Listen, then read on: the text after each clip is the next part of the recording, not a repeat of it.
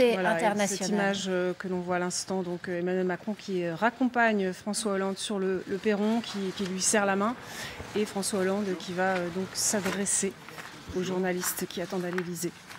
On écoute. Bonjour. Il y a des moments où la nation doit se retrouver à travers ceux qui l'ont dirigée, et en l'occurrence les présidents de la République. Nous sommes dans une épreuve terrible qui est une guerre en Ukraine et qui justifie que l'on puisse avoir du côté de la France la meilleure réponse. Celle qui à la fois garantit notre sécurité et permet aussi aux valeurs que nous portons d'être défendues et du lien que nous avons avec l'Ukraine. J'ai eu, comme président de la République, à connaître de ce lourd dossier de l'Ukraine au moment des accords de Minsk. Je connais les buts que se sont donnés les dirigeants russes et notamment Vladimir Poutine. C'est-à-dire faire que l'Ukraine puisse être démantelée et qu'elle puisse être neutralisée au prix d'un désastre pour la population civile et d'un conflit qui restera ouvert pendant de longues années.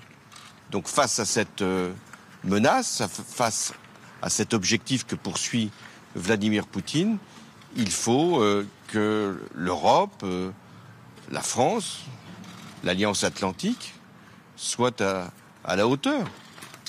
Et d'abord, d'élever le niveau des sanctions. C'est ce que j'ai dit au président Macron.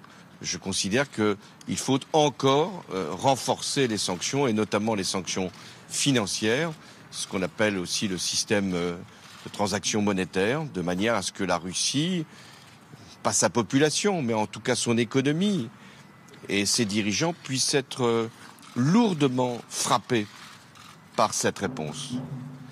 Il nous faut aussi aider l'Ukraine, aider sa population, aider le président qui est dans une situation extrêmement difficile, périlleuse même pour sa propre vie. Et enfin, il faut que les Européens se convainquent que leur sécurité, même si elle est dans un réseau d'alliance avec les États-Unis, que leur sécurité est d'abord leur affaire.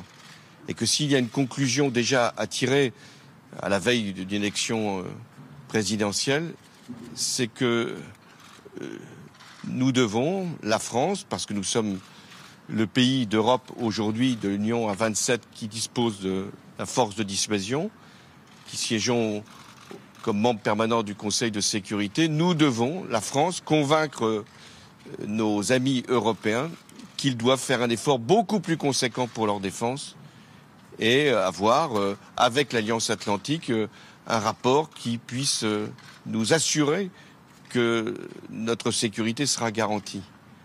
Je fais une dernière observation, c'est que tous ceux qui ont mis en cause l'idée même de l'Alliance Atlantique, l'idée même d'une force de défense européenne, aujourd'hui, dans le débat public français, doivent être appelés à la responsabilité.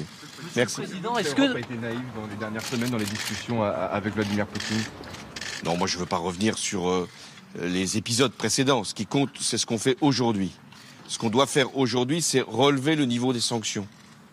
Ce qui a été dit hier n'est pas suffisant.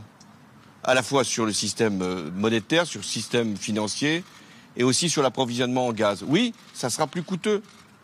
Et notamment pour nos amis allemands, de ne plus s'approvisionner en gaz russe. Mais comment aller justifier qu'on continue à acheter du gaz russe quand la Russie intervient militairement dans un pays indépendant et crée des souffrances terribles au peuple ukrainien? Voilà, ce que l'Europe doit faire, c'est se faire respecter. Il n'y a pas de diplomatie sans rapport de force.